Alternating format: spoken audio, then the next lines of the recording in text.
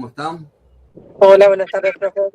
Hola, buenas tardes. Sonia. Buenas tardes, Hola. Lola. Está tranquila, Voy Sonia, a apagar la... Sí, apago la cámara un segundo, estoy cerquita de casa, ¿sí? Dale. Listo, profe.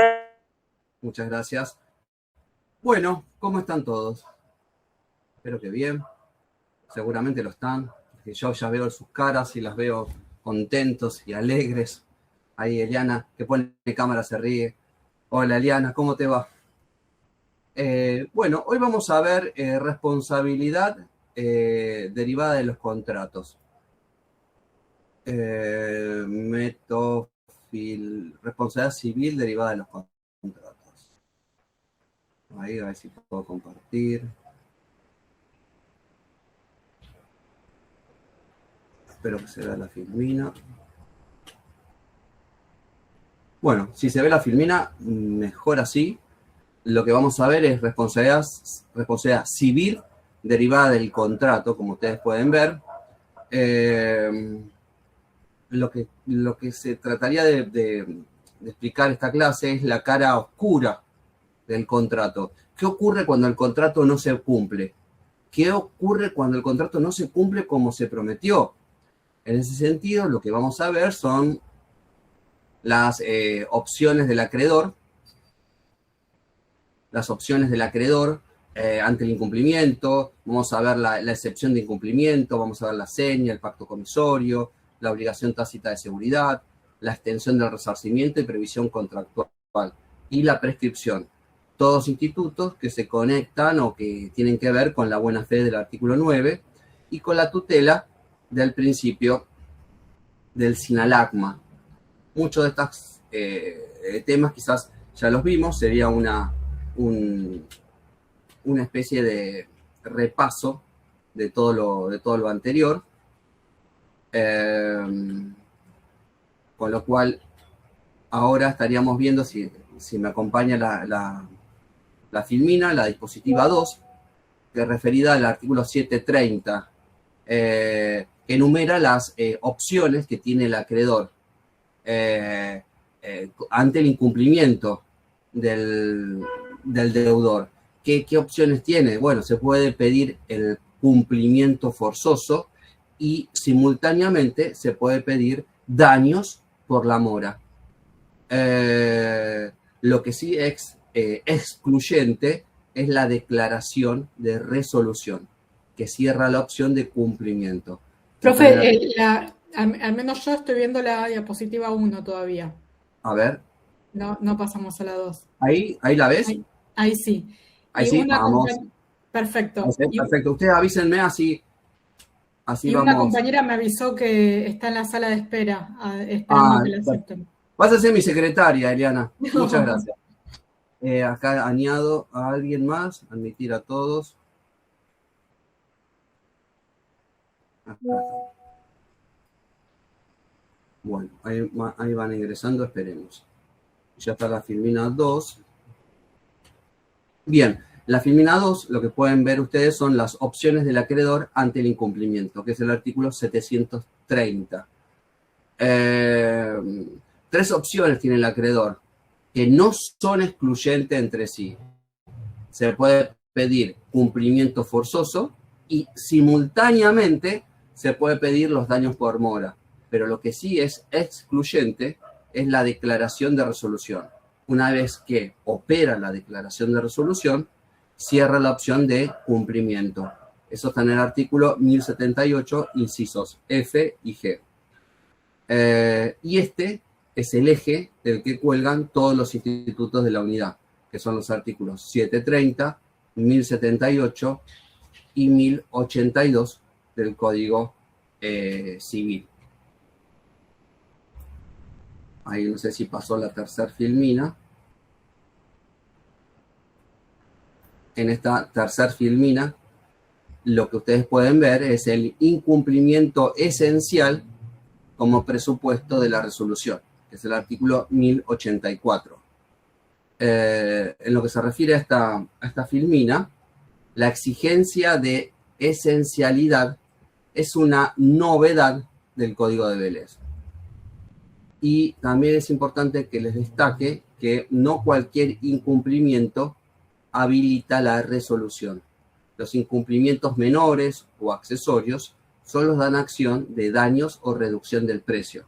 El ejemplo del vestido de novia o del catering ilustra el inciso 2 de la filmina, plazo esencial, y el inciso 5 de la filmina, que es la manifestación previa de no querer cumplir, tiene una importancia práctica fundamental. ¿Por qué? Porque anticipa la resolución sin necesidad de esperar el vencimiento. Los artículos que estamos viendo en esta filmina, el incumplimiento esencial como presupuesto de la resolución, son los artículos 1083 y 1084. Vamos a la siguiente filmina, que es la excepción de incumplimiento. Excepción de incumplimiento contractual, artículos 1031 y 1032 del Código Civil.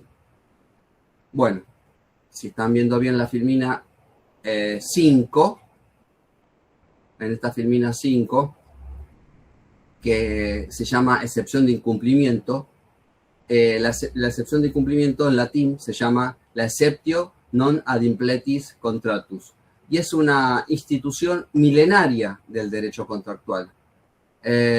Y entre sus fundamentos están la reciprocidad y la buena fe. Y no sería, en virtud de la reciprocidad y de la buena fe, no sería justo obligar a una parte a cumplir si la otra no lo ha hecho. En Argentina, el artículo 1031 del Código Civil y Comercial la recoge. Entonces, la excepción de incumplimiento es una excepción que se puede oponer cuando la otra parte previamente no cumple con su obligación. Entonces, cuando la otra parte previamente no cumple con su obligación y encima nos exigen que cumplamos con la nuestra, ese acreedor de una obligación incumplida por la contraparte puede oponer esta excepción de incumplimiento. Yo no cumplo porque vos previamente tampoco estás cumpliendo.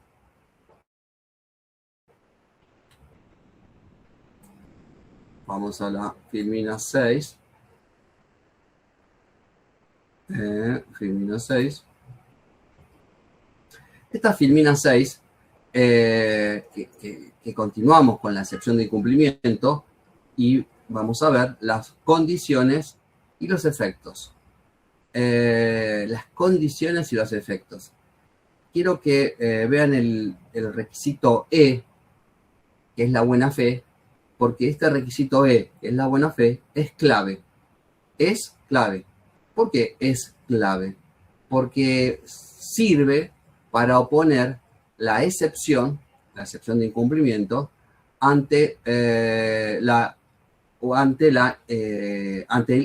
incumplimiento menor para no pagar el precio íntegro. Es decir, el requisito E de buena fe es clave. Oponer la excepción, ¿cuándo? ¿O qué excepción? La excepción de incumplimiento. ¿Ante qué? Ante un incumplimiento menor para no pagar el precio íntegro, lo cual sería abusivo. ¿Por qué? La jurisprudencia tiende a flexibilizar los efectos de esta excepción que estamos viendo. En vez de rechazar la demanda, el juez puede condenar al demandado a cumplir previo cumplimiento del actor. Y la carga de la prueba invertida es la excepción total. El actor debe probar que cumplió, y esta es una solución práctica basada en que es más fácil probar el cumplimiento que el incumplimiento. ¿Qué les quiero decir con este inciso E?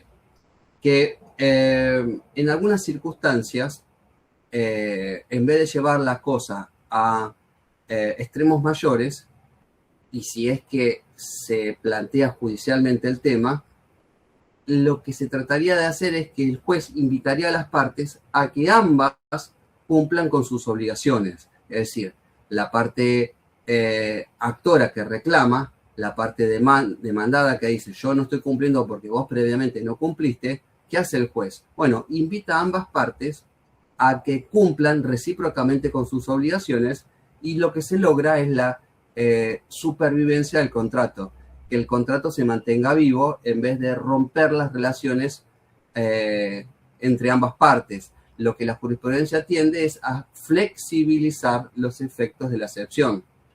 En vez de rechazar la demanda, un juez puede, o el juez puede, condenar al demandado a cumplir previamente cumplimiento del actor. Entonces, bien, vamos a la siguiente dispositiva, 6.7. Se están viendo bien las dispositivas, ¿no? O más o menos. Sí, profe. Sí, profe, se ve bien. Vamos todavía. Muchas gracias por avisarme. La siguiente dispositiva, que es la 7, nos habla de la tutela preventiva, que está en el artículo 1032. La tutela preventiva es una novedad del Código Civil y Comercial, que no existía antes en el Código de Vélez, y es una extensión lógica de la excepción de incumplimiento para contratos con plazos diferidos. Si la parte que debe cumplir después se volvió insolvente, ¿por qué obligar a la que debe cumplir primero a exponer su prestación? El remedio es la suspensión hasta que se otorgue garantía de cumplimiento. Con lo cual, ¿qué es la tutela preventiva? Bueno, la tutela preventiva, entre otras cosas, es una medida cautelar. Es una protección que tienen las partes en general. Por eso la Filmina dice que el artículo 1032 amplía la protección más allá del incumplimiento, de la excepción de incumplimiento.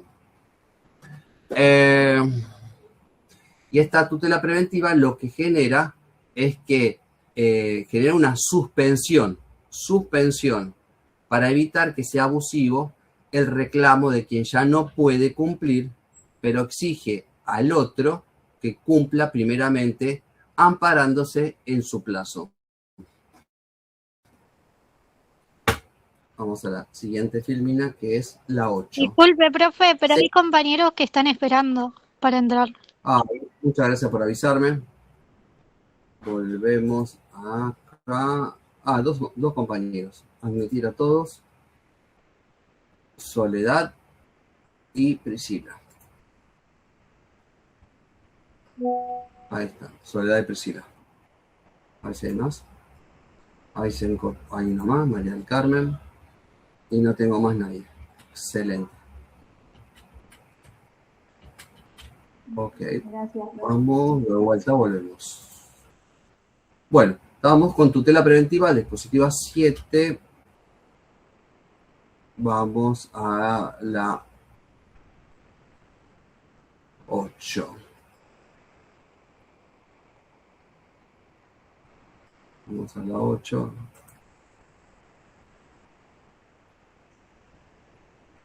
Si la encuentro.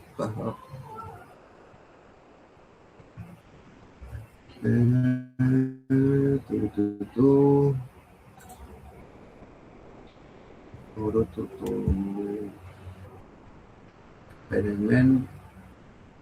La 8. Profe, Sí. ¿qué garantías puede ofrecer la parte con menoscabo? Espera que no te escuche bien. Ya estoy bien.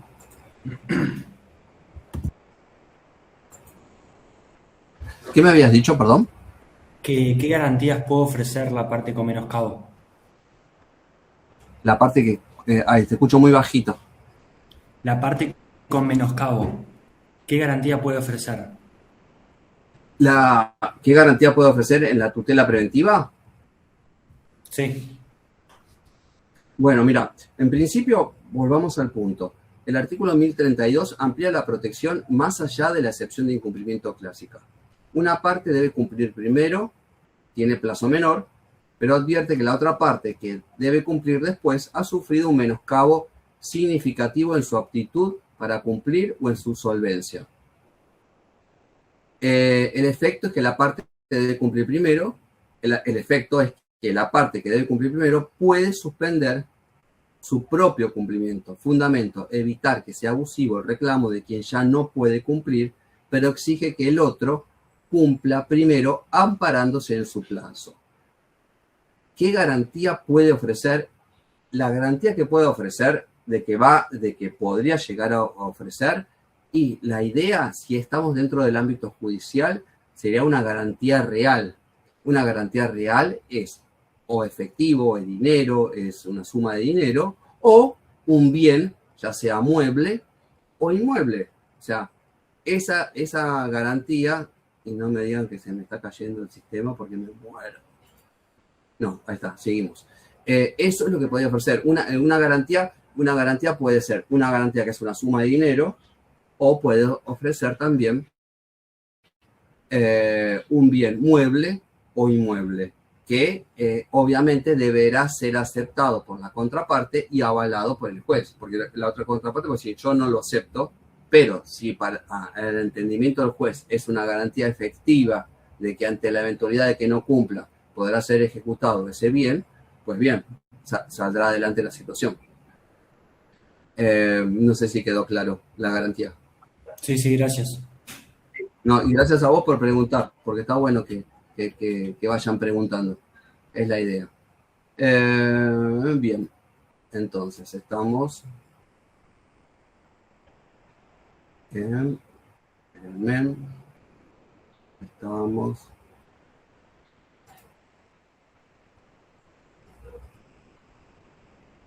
con las 7. Que tengo acá. La filmina la están viendo bien, ¿no? Sí. Sí, profe. Vamos. Ahí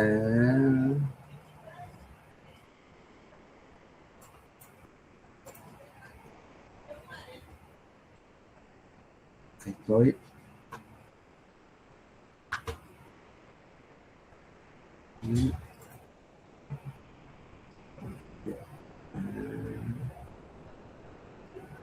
Estoy con la fuera y ya estoy bien. Acá está. Perfecto. Tutela preventiva, vamos con la 9, que es la seña confirmatoria. Y voy con la 9, seña confirmatoria. Bueno, con respecto a la seña confirmatoria, el cambio del Código Civil respecto al Código de Vélez es fundamental. Antes la seña era penitencial, como regla, y ahora es confirmatoria. Esto tiene un enorme impacto práctico en los boletos de compraventa. ¿Por qué? Porque a veces hay una cláusula que dice en los boletos de compraventa como seña y a cuenta de precio. Y esto ya no permite arrepentirse. Hay que destacar la diferencia de efectos entre el arrepentimiento, seña como límite de la indemnización, e el incumplimiento, responsabilidad plena por todos los daños. Esto está en los artículos 1059 y 1060 del Código Civil. Vamos a la polilla, la parte 10.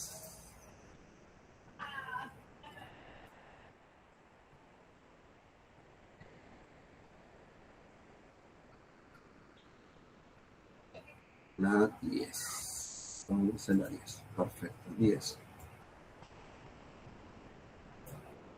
10 y yo voy también a la 10. 10. Bueno, lo que están viendo acá es la seña penitencial. La seña penitencial es el único caso en el Código Civil que permite el arrepentimiento contractual. Les repito porque es importante. La seña penitencial es el único caso en el Código Civil que permite el arrepentimiento contractual. Su efecto como cláusula penal es bilateral y predeterminado. ¿Por qué? Porque fija el importe máximo de la indemnización por arrepentimiento. Si hay arrepentimiento, se aplican las reglas de la seña. Y si hay incumplimiento, sin arrepentimiento, se aplican las reglas generales de responsabilidad contractual con posibilidad de reclamar los daños y perjuicios. Reitero, esto está en los artículos 1059 y 1060 del Código Civil. Profe, consulta, cuando haces el contrato, la seña, tipo las partes y confirmatoria o penitencial, o es en base Eh, a después lo que sucede? O sea, yo seño y en base a lo que sucede se aplica no sé si No, radical. la seña generalmente la establece el código, o sea, si es penitencial o si es confirmatoria. El código es el que establece el tipo de seña. Anteriormente tenía una modalidad y hoy esa modalidad cambió. Sin perjuicio de ello, las partes en forma privada pueden establecer sus propias reglas a través de un documento que diga, por ejemplo, te doy esta seña, pero bueno, si me arrepiento, devuelvo la seña sin ningún tipo de responsabilidad para ambas partes. Es decir, no es de orden público esta normativa, es de orden general, salvo que las partes de común acuerdo y a través de la libre voluntad de ambas establezcan cuáles son los parámetros por los cuales se quieren manejar. ¿Por qué? Porque si uno fuera muy exigente con este tipo de normativas, quizás no vaya en contra de los negocios, vaya en contra del tráfico comercial. Entonces, quizás uno diga, bueno, mejor no pongo seña porque si me llego a arrepentir la pierdo. Entonces, no contrato. Y esto no va a favor de los negocios, no va a favor del tráfico comercial, del intercambio de bienes y servicios. En esas circunstancias, entonces, lo que corresponde es que pueda primar la autonomía de la voluntad. Entonces las partes a través de un documento escrito, que sería la mejor prueba para evitar para que si el día de mañana surgen conflictos, precisamente se pueda probar cuál fue la voluntad, emitan un documento, un contrato en donde digan que la seña tiene tal carácter, que no es confirmatoria, o que sí es confirmatoria, o que la seña forma parte del precio, porque ya es confirmatoria y no hay posibilidad de arrepentimiento. Es decir, las partes tienen la total autonomía de la voluntad como para manejarse libremente en ese sentido. Bien, vamos a la Filmina 11.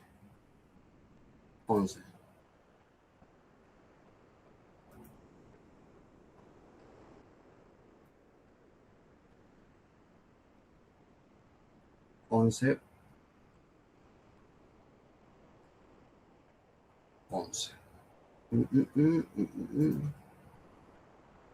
¿Dónde la tengo?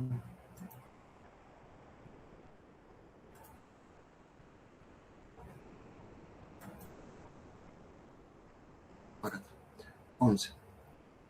Bueno, en la 11 lo que ustedes van a ver, lo que vamos a ver es el pacto comisorio y la cláusula resolutoria. Están los artículos 1083 a 1088. Bueno, algo ya habíamos visto en su oportunidad o a través de las clases, que era el pacto comisorio. Yo lo que voy a tratar más que nada es de darles cómo se aplica el tema de la responsabilidad. En la Filmina pueden ver el concepto, la evolución histórica y el fundamento práctico. La evolución histórica muestra cómo el pacto comisorio pasó de ser una excepción, derecho romano, a convertirse en regla general implícita.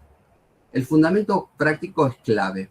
En el comercio moderno, esperar una sentencia de cumplimiento que puede no ejecutarse es antieconómico, por lo cual el Código Civil y Comercial le da al acreedor una vía rápida y extrajudicial para resolver. Y esto está en los artículos 1083 a 1088 del Código Civil y Comercial.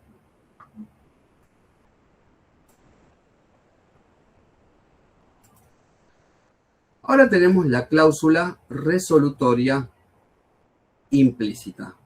Cláusula resolutoria implícita.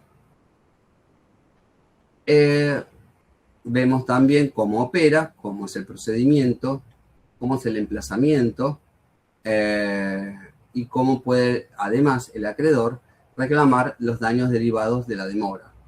Ahora bien, el procedimiento del artículo 1088 es uno de los contenidos más examinables de la materia.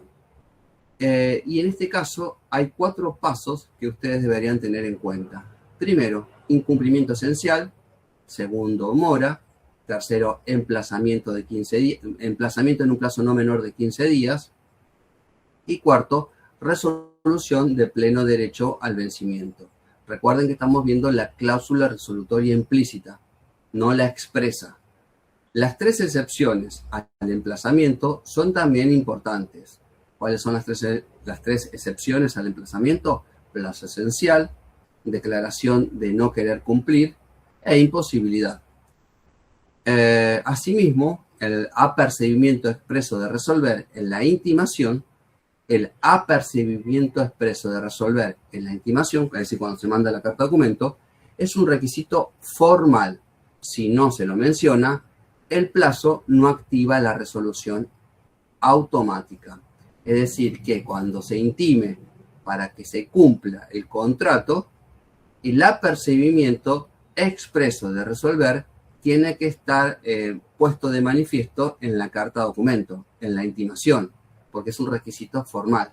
Y si no se lo pone, los 15 días, el plazo no menor a 15 días, no empieza a correr. ¿Esto sería para ponerlo en mora al deudor? Eso exactamente para ponerlo en mora, porque es implícita la cláusula resolutoria. Si fuera expresa, no hay necesidad. ¿Esto es parte del pacto comisorio? Esto es exactamente, esto es parte del pacto comisorio. Así es. Sí. Luego tenemos la cláusula resolutoria expresa, que está en el artículo 1086. Este artículo 1086 nos da las pautas de esta cláusula resolutoria expresa. ¿Y qué es esta cláusula resolutoria expresa? Es un poderoso instrumento contractual que agiliza el proceso.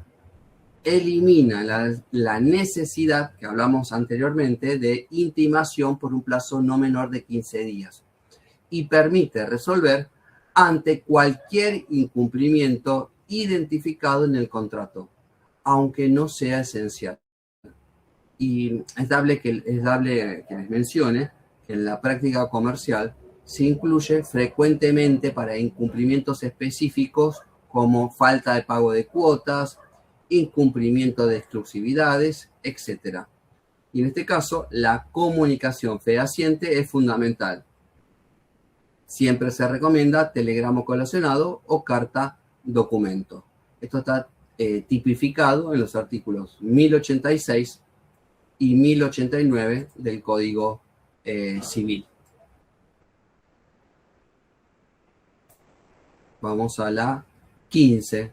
Acá les muestro un lindo cuadrito comparativo entre la ius variandi y la culpa recíproca. Artículos que están en danza. Bueno, artículo 1078, incisos E y G.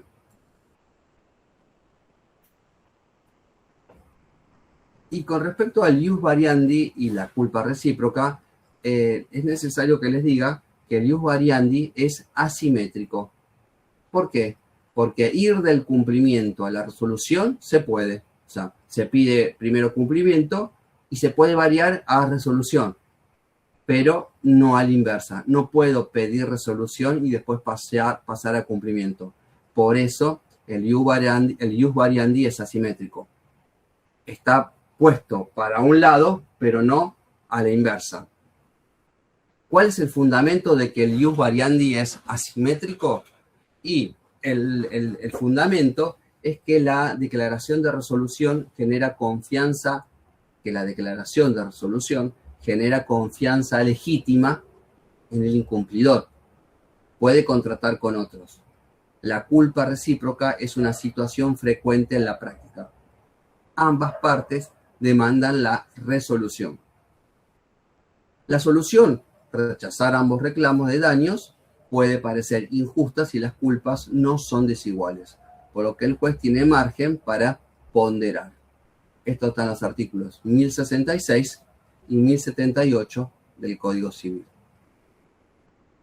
Vamos a la siguiente filmina. La siguiente filmina nos muestra los efectos de la resolución por incumplimiento. El efecto principal, en qué tipo de contrato funciona, la reparación de daños del artículo 1082, cómo trabajan los terceros, si los afectan o no los afectan, y el caso fortuito. Pues bien, referido a esta cláusula, a esta filmina, es dable señalarle que los efectos de la resolución son patrimonialmente decisivos. El principio de retroactividad significa que el contrato se deshace, pero tiene importante excepción en los contratos de tracto sucesivo, que es el artículo 1081. Lo ya ejecutado y equivalente queda firme. Los rubros de daños del artículo 1082 son amplios y deben conocerse, no digo que de memoria para el examen, pero que deben conocerse con seguridad. El caso fortuito como causa del incumplimiento resuelve el contrato, pero exime de responsabilidad indemnizatoria. Les reitero, el caso fortuito como causa del incumplimiento extingue el contrato, resuelve el contrato, pero exime de responsabilidad indemnizatoria. No va a haber indemnización a favor del acreedor. Es una situación frecuente o es una situación que se dio con frecuencia tanto en la pandemia como en la emergencia económica. Y los artículos que están en juego acá son los artículos 1079, 1080, 1081 y 1082. Vamos con la filmina 17. Cláusula penal, que están los artículos 790 a 803. Bueno, acá pueden ver en esta filmina el concepto, los caracteres y las funciones de la cláusula penal. ¿Qué les puedo decir con respecto a esto? Bueno, que la cláusula penal es una herramienta muy frecuente en la práctica contractual. Y sus tres funciones, las tres funciones de la cláusula penal, que son punir, compeler y liquidar, deben conocerse. El artículo 793 es la regla de oro.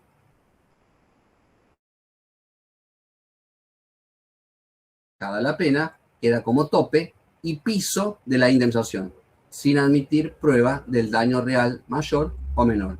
Y esto es muy conveniente para evitar litigios sobre el quantum de la demanda. Y hay que tener en cuenta que la seña penitencial también puede funcionar como cláusula penal, pero solo en el caso de arrepentimiento. Y los artículos que están en juego acá son los artículos 790 y a 793. Filmina 18, vamos con la 19. Cláusula penal, reducción judicial y acumulación con daños. Acá vemos cómo se puede, cómo el juez puede reducir la cláusula penal cuando considera que es desproporcionada o la gravedad que sanciona está exacerbada.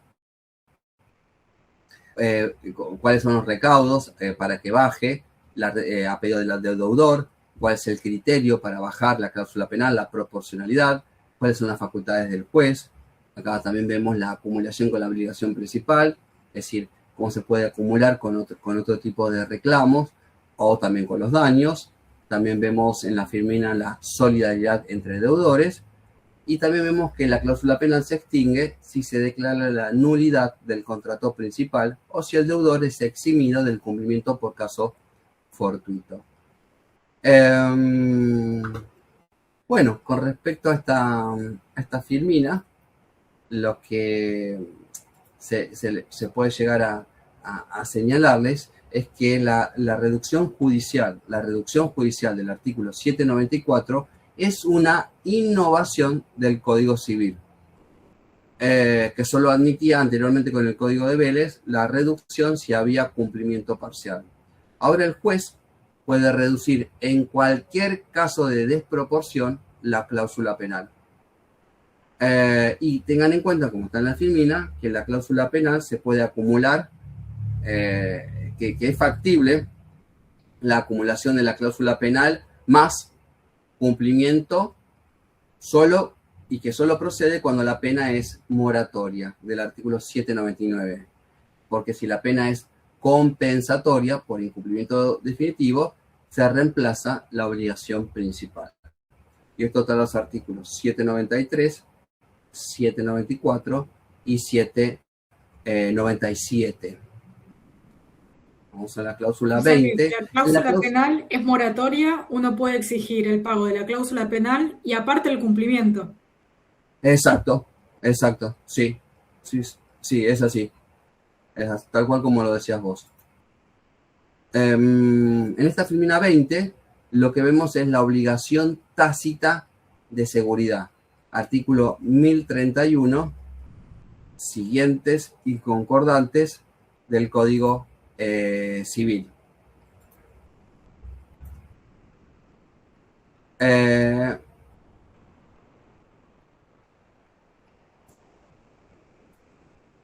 Obligación tácita de seguridad, noción general y la vigencia. Vemos acá el concepto, el origen que tuvo la cláusula penal, el impacto en el Código Civil, la subsistencia de la obligación de seguridad y el fundamento. Con respecto a la obligación tácita de seguridad, es importante saber que fue una creación pretoriana de gran importancia en Argentina durante décadas. Y que con el Código Civil su campo se redujo porque la ley 24.240, la ley de defensa del consumidor y el artículo 1757, que se refiere a la responsabilidad por actividad riesgosa, cubren muchos casos. Sin embargo, Pizarro, que es un autor citado por Borda, defiende su subsistencia en 5 supuestos que están en el listado y que lo están viendo ahora ustedes. Y para el examen lo que les puedo llegar a recomendar es conocer el concepto, la reducción de su ámbito y los supuestos donde siguen siendo relevantes. Con lo cual, de obligación tácita de seguridad, lo importante es que ustedes conozcan los artículos 9, 1710, 1728, 1757 y el artículo 40 de la Ley de Defensa del Consumidor, 24.240, precisamente. Vamos a la filmina 22. Todo lo que estamos viendo acá, recuerden, son responsabilidad civil de los contratos. Daños resarcibles y extensión del resarcimiento. Artículos 1082, 1726 y 1728. Y acá lo que les muestro es un cuadro comparativo con los 3 rubros del daño resarcible ante el incumplimiento contractual del artículo 1082.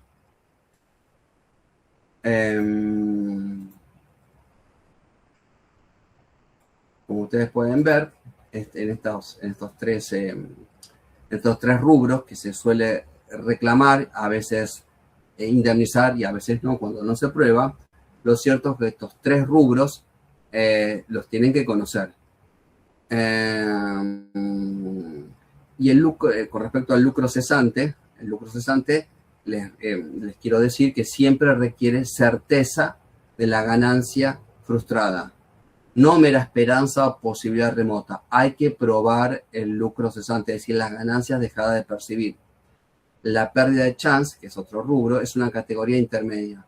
No hay certeza de la ganancia, pero sí de haber perdido una probabilidad real. La pérdida de chance es la pérdida de una oportunidad. A raíz del incumplimiento contractual, yo perdí la chance de contratar, no sé, con otro proveedor, por ejemplo. Y el daño moral, que también es otro rubro, un rubro indemnizable, el daño moral en materia contractual, fue objeto de restricciones en el Código de Vélez, pero el Código Civil lo permite con mayor amplitud cuando el incumplimiento afecta derechos extrapatrimoniales, cuando afecta al honor, cuando afecta derechos que no están dentro del patrimonio, extrapatrimoniales. Y los artículos que están en danza en este tema son artículos 1082, 1738 y 1741. Bueno, vamos a la filmina 24. Previsibilidad contractual. Extensión del resarcimiento. Artículo 1728 del Código Civil y Comercial. Vean ustedes la filmina. En materia contractual rige la teoría de la previsibilidad. ¿Cuál es la regla general? ¿Qué se pudo prevenir o se pudo prever al tiempo de celebrar el contrato? El incumplimiento doloso, cómo funciona. La previsibilidad permite que las partes ampliaran la cobertura contractual. ¿Y cuál es la consecuencia práctica? El deudor responsable, sin dolo, puede limitar su exposición al daño previsible del contratado. El deudor doloso pierde ese derecho. Con respecto a esta filmina, que ustedes la están viendo ahora, lo que les puedo destacar es que la distinción entre responsabilidad culposa y dolosa en materia contractual es crucial para determinar la extensión del resarcimiento. Vean ustedes, la extensión del resarcimiento va a estar basado en si la responsabilidad es culposa o dolosa. En el Código Civil y Comercial, el artículo 1728 adopta la previsibilidad contractual como criterio unificado, con ampliación para el dolo. ¿Cuál es o cómo es la diferencia práctica? En el incumplimiento culposo se responde por lo previsible al contractual, y en el incumplimiento doloso también por lo previsible al incumplir, que es el momento posterior y con más información. Estos están los artículos 1726, 1727 y 1728. Vamos a la filmina 25. Acá tienen un lindo cuadro de comparativo sobre la responsabilidad contractual y extracontractual en el Código Civil y Comercial. Véanla ustedes, no se las voy a repetir para no ser reiterativo, pero con respecto a este cuadro comparativo, es importante lo siguiente. El Código Civil y Comercial derogó el artículo 1107 del Código de Vélez, que separaba tajantemente ambas esferas, la contractual y la extracontractual, sin reemplazar. O sea, y esto generó un debate, es decir, actualmente no existe la separación de esferas contractual y extracontractual. Y la cátedra, es decir, el doctor Borda, siguiendo a Alterini, sostiene que la distinción subsiste, aunque algunos efectos se unificaron. Por ejemplo, prescripción de daños unificada a 3 años. Prescripción de daños unificada en 3 años. La moda unisex de Alterini. ¿Cómo es eso de la moda unisex de Alterini? La unificación de régimen no diluye la distinta estructura del contrato respecto del hecho ilícito. Y para el examen sería bueno que ustedes conozcan estas diferencias que están en el listado y saber que en el Código Civil y Comercial se mantienen, aunque con mayor convergencia que antes, estas diferencias. Los artículos son 1716, 1726, 1728 y 2561. Vamos terminando las bolillas. Miren qué lindo. La prescripción de las acciones contractuales. Prescripción de acciones contractuales. Si uno quiere reclamar por una acción de cumplimiento, tiene 5 años. Una acción de daños tiene 3 años. Es decir, hay dos plazos distintos. Para pedir el cumplimiento específico, 5 años. Y para pedir la indemnización de los daños y perjuicios, 3 años. Y después hay prescripciones especiales, que la están viendo en la filmina. ¿Y cuándo se inicia el cómputo de la prescripción? En las acciones de daños, desde que se produce el daño, o desde que el damnificado lo conoció o pudo conocer, que es el artículo 2555.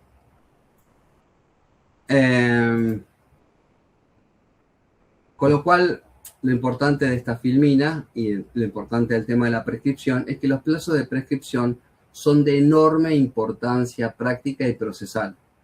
Y hay que destacar la simetría entre el cumplimiento, 5 años, y los daños, que son 3.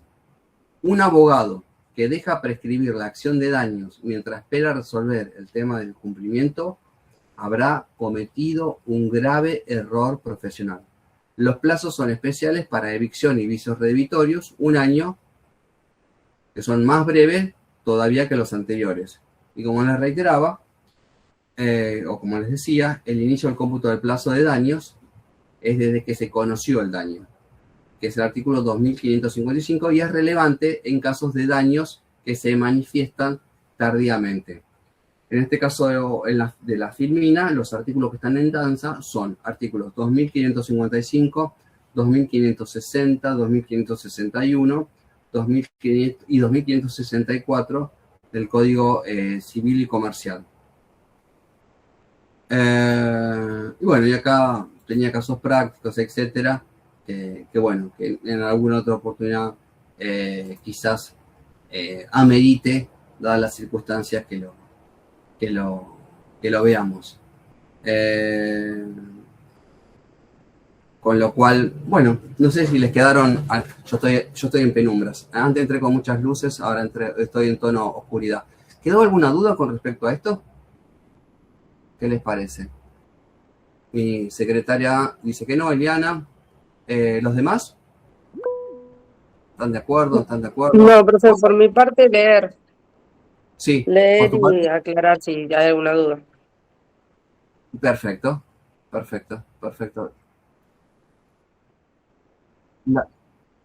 Hoy espero saberlo. Sí, decime.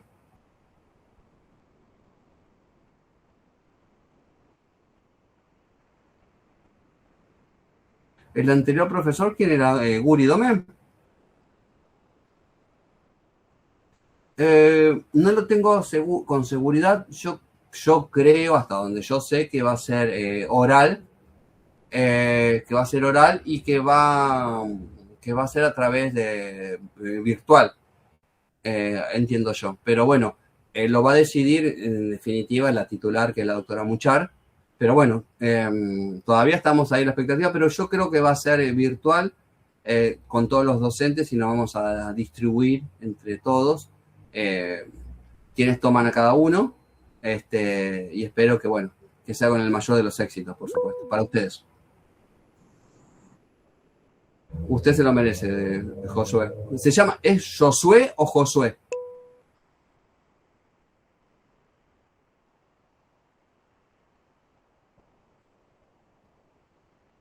Y a vos ¿cómo debería uno llamarte? ¿Josué o Josué? No pasa nada. Bueno, qué bueno.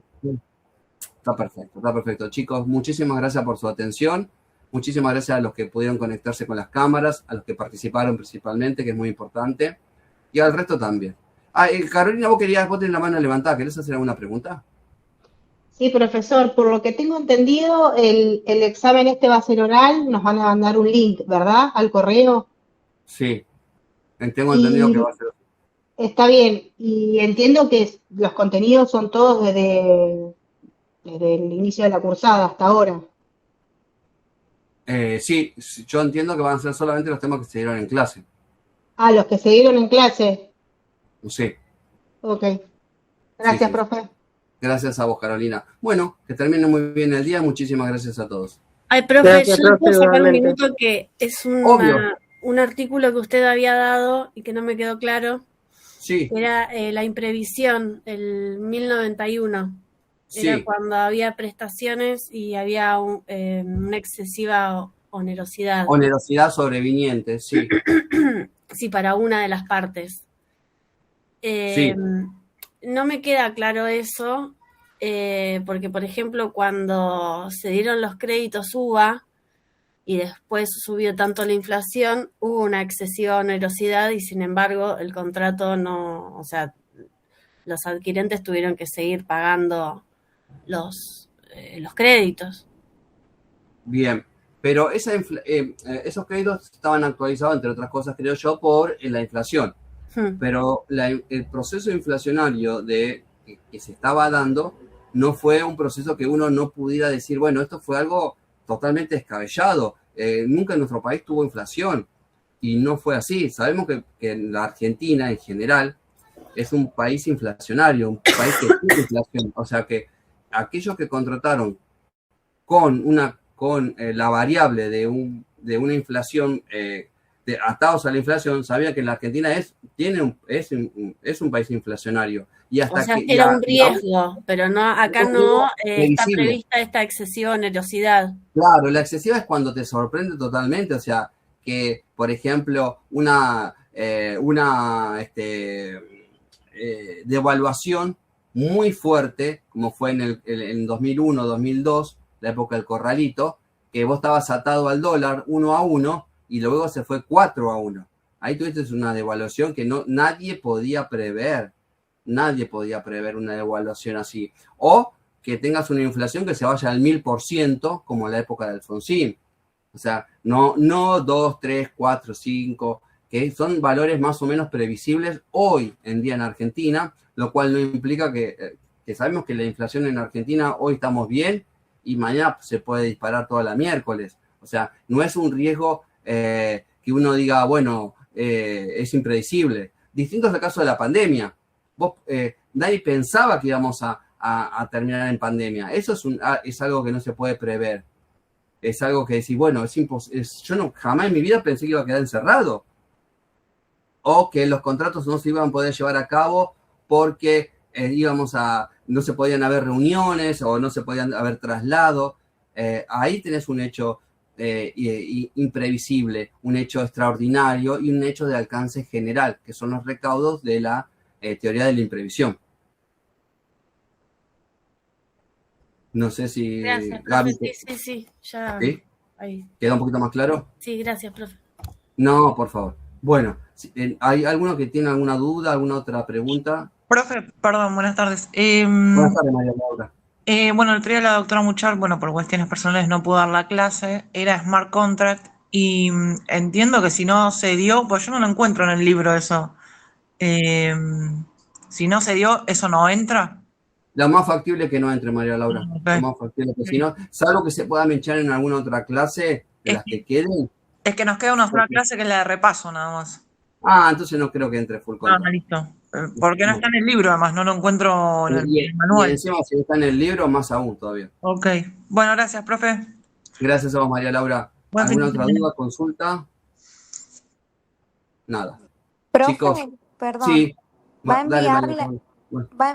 enviar las filminas al mail? Pero para vos, ¿estaban buenas las filminas o más o menos? Sí, están perfectas. ¿Pero te parecen buenas? Sí, ayudan para estudiar. Bueno, está bien. Las voy a subir. Las voy a mandar. Bueno, muchas gracias, profe. Por favor. Gracias a ustedes. Buenas tardes. Buenas tardes y bueno, que termine muy bien el día. Muchas gracias a todos. Un gusto. Gracias, profe. Chao.